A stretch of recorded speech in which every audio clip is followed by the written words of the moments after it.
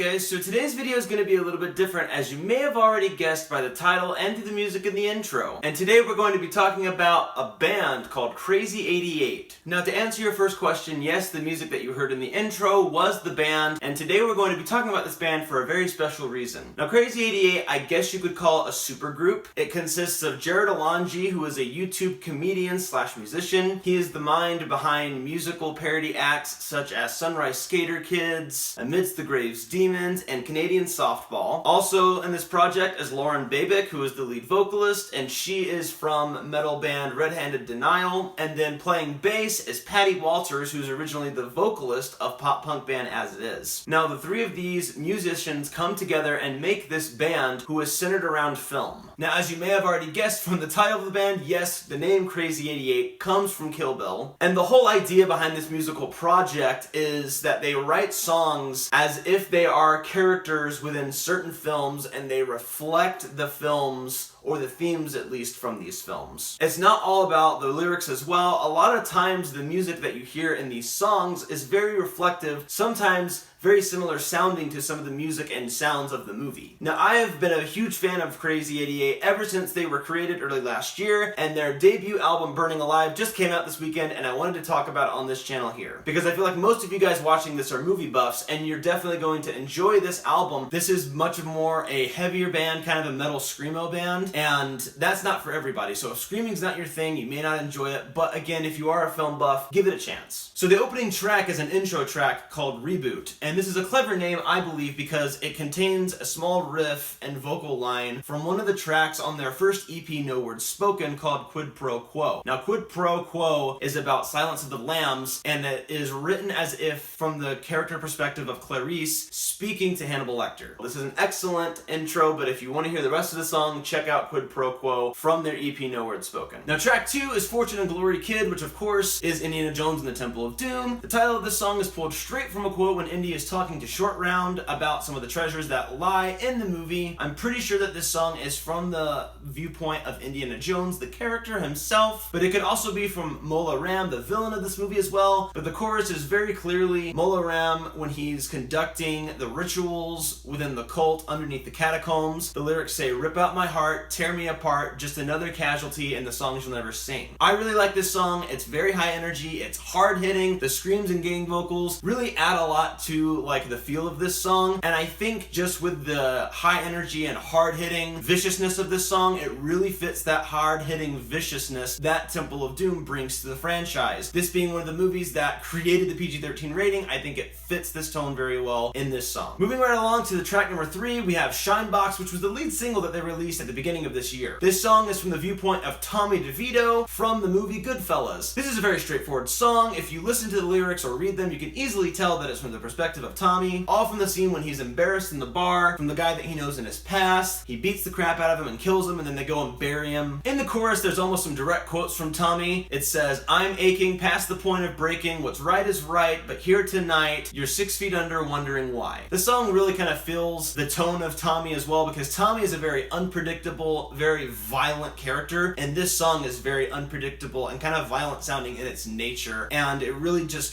fits the mindset of Tommy's character. After that, we have the track I Am Tetsuo, which is clearly from the viewpoint of the character Tetsuo from the movie Akira. This song I found to be very interesting. It has kind of a lighter feel. Now, it's still heavy, but it's not nearly as much screaming as the other songs. It kind of feels like a Seosin song from their album Along the Shadow, and the lyrical content in this song is very kind of sad, as it recounts what we might feel that Tetsuo was feeling during his transformation after he is attacked by the psychic child in the beginning of the film, and it really just kind of covers this really just sad character arc as this character just loses control and kind of has to just hide behind this anger and fear that's stirring within him that he can't control. I think the interesting discorded lead guitar that's in the beginning of the song really kind of captures that conflicted feeling that he has. Also, the soaring leads that go throughout the verses and the chorus are very interesting to me. I think they very much fit the mood of the film and this song very nicely together. Up next, we have one of my favorite tracks from the album, Bastard from a Basket, which is from the movie There Will Be Blood. Blood. And this song is from the viewpoint of HW, who is the orphan son that Plainview raises. And I don't really want to spoil There Will Be Blood, so if you haven't seen that movie, maybe just click forward to the next part. I might just put a timestamp so that you can avoid the spoilers here. So HW is presented in the opening of There Will Be Blood. He's a baby, his father dies, and Plainview decides to raise him as his own child. Plainview is the protagonist of this film, but he's also the antagonist. He's kind of a terrible character. He makes a lot of shady and evil decisions all throughout the film, and the film ultimately leads to the end when HW is finally an adult, and there's this very intense scene where him and Plainview have this argument in Plainview's office as he's an old man, and HW just lets out all these feelings of angst and anger against his father that he's been harboring up all of these years. And it's a really excellent scene, and this song really captures that anger that is really just portrayed perfectly from the actor who plays HW. I couldn't tell you the actor who plays him, I'm sorry, I'd have to look it up again. But this song really does just capture not only that anger, but kind of the tone of the movie. The movie, you feel very isolated and very cold, and this song kind of leaves you feeling that, especially with the slow, weird time signature of the breakdown that comes after the build-up at the end of this song. And that slow build-up and breakdown really makes you feel that isolation that you feel in There Will Be Blood. The song closes out with an excellent lyric that I feel like really just encapsulates the viewpoint of HW. It says, "And despite my fantasy of what I could be, I thank God I have none of you in me." Now after this track, we go on to our first interlude track, which is the Shimmer, very clearly inspired from the musical score of Annihilation. We get some instrumental music that is very similar to some of the music at the end of the film, and it really just serves as a great interlude to pay tribute to a movie that is really good, that probably just came out too close to the writing cycle of this album, and I'm sure they just wanted to include their love for this film because it's one of the best of the year. After that, we move on to the next track, Nitroglycerin, which is a track based on some of the characters in Fight Club. Now again, on this track, I'm going to have to go into some spoilers for Fight Club, so if you haven't seen Fight Club, get out right now. I'll put another timestamp to the next part. So this song is from the viewpoints of two characters who are also one character, Tyler Durden and the narrator. Of course, the big twist in Fight Club is that the narrator, played by Ed Norton, is also the same person as Tyler Durden, played by Brad Pitt. Some of the lyrics are almost direct quotes, like "never truly free until you've lost everything," "you met me at a pivotal time," "walking the line, a witness to crime." There's also some graphic imagery in this song that kind of alludes to some of the darker parts of the movie, such as "take a shot, make it clean, put the barrel between my teeth," alluding to the final moments of the film, when the narrator actually puts the gun in his mouth, pulls the trigger, and kills Tyler Durden, at least that side of him, we think. But again, all of the dark tones in that movie are encapsulated perfectly in this heavy, hard-hitting song. This was one of the big singles that they revealed right before the album came out, and the music video is really good as well. Definitely check it out. This is probably my favorite song from the entire album. And the reason I say it's probably my favorite song from the album is because the next song is also maybe possibly my favorite song from the album, which is Tears and Rain. Now, Tears and Rain is a very clear reference to the original Blade Runner. Now, this song in a nutshell is pretty much the final monologue from Roy Batty, the villain of the movie. Now, spoilers for Blade Runner ahead. I'll put another timestamp. Roy Batty at the end of the film has come to the end of his time on the Earth. He's going to expire because the lifespan of these replicants only are 4 years. And as he sits at the face of death, he talks to Deckard and explains some of the feelings that he has on his short life and how he feels other people don't appreciate their lives because of the lives that replicants have to live. Now, this song has my favorite chorus from the entire record. Lyrics include "this dream, disposable machine,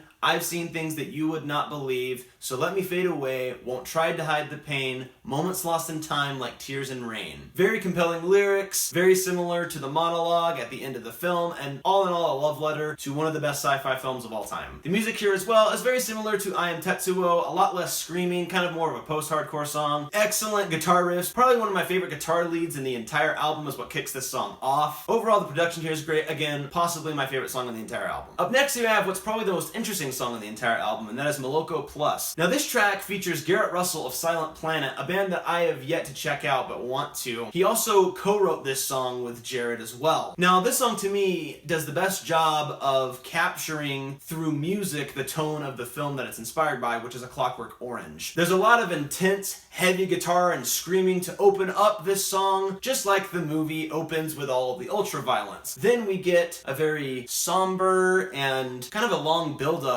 through chilled guitars and kind of a steady drum beat that just build up for about 1.5 minutes 1.5 to 2 minutes after that intense beginning. Similar to how the film kind of slows down with its violence, but also builds up with the tension to where Alex DeLarge is ultimately going to end up and the arc that he is going to fulfill. The closer that we get to the end of the song, the more intense it gets, until ultimately at the end, we're right where we started with all the intensity, just like the end of this film. The lyrics are told as if they are from Alex DeLarge himself. If you love A Clockwork Orange, I feel like you're definitely going to love this song regardless of what type of music you like. Next, we have another track that I really love as well called Hannah. Now, again, spoilers for the movie Arrival here. I'll put another timestamp for you. Now, of course, this song is from the viewpoint of Louise Banks, the main character of the film, played by Amy Adams, and this is a song written as if Louise Banks was writing a song to her daughter Hannah. Now, of course, if you've seen this movie, Hannah is the child of Louise and Jeremy Renner's character, I can't remember his name. After all the events of Arrival happen, they come together and fall in love, get married, and have a daughter named Hannah. Hannah spelled Hannah,